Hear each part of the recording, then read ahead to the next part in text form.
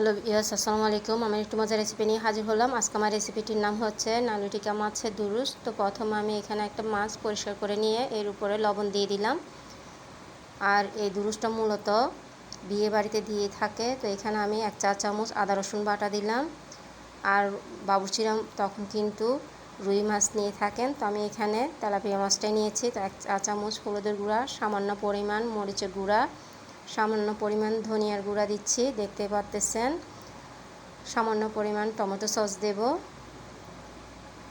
এবং সামান্য পরিমাণ লেবুর রস দিয়ে এই মাছটাকে প্রথমে আমি সমস্ত মশলা মেখে নিব, যাতে করে সমস্ত মশলাগুলো মাছের গায়ে লেগে যায়। দেখতে পাচ্ছেন আমি কিভাবে মেখে নিচ্ছি এবং মাছের গায়ে ঢুকিয়ে দিচ্ছি, দেখতে পাচ্ছেন। আর এইভাবে কিন্তু আমি উভয় পাশে লাগিয়ে নেব মশলাগুলো মাছের গায়ে এবং আধা ঘন্টার জন্য রেস্টে রেখে দিব।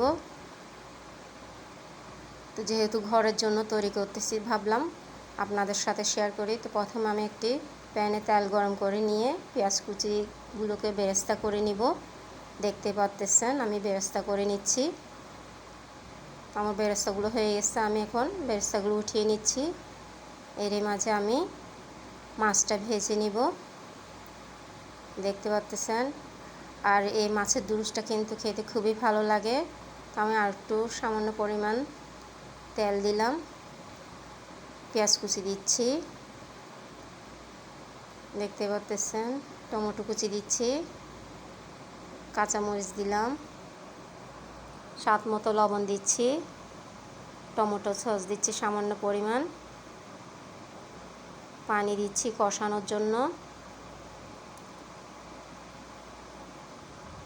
1 চা চামচ আদা রসুন বাটা দিলাম, মিষ্টি জিরা প্লাস চিকন জিরা বাটা দিলাম 1 চা চামচ, 1 চা চামচ নারকেল বাটা দিলাম, 1 চা চামচ হলুদ গুঁড়া দিচ্ছি, মরিচের গুঁড়া দিচ্ছি, দেখতে পাচ্ছেন। 2 টেবিল চামচ দিলাম, ধনিয়ার গুঁড়া দিচ্ছি 1 টেবিল চামচ। তো এগুলোকে প্রথমে আমি ভালো মতো কষিয়ে নেব।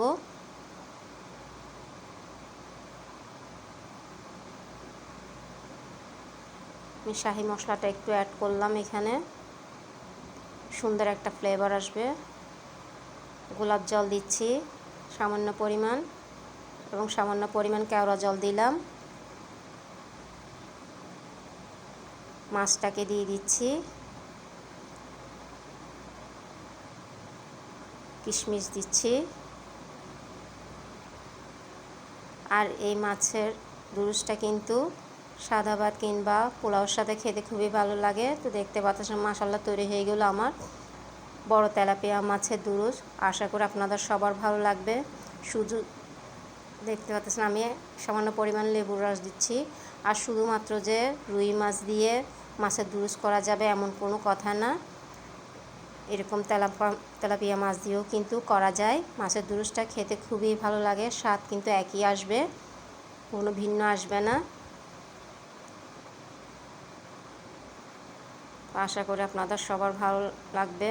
একবার হলে এভাবে তৈরি করে দেখবেন।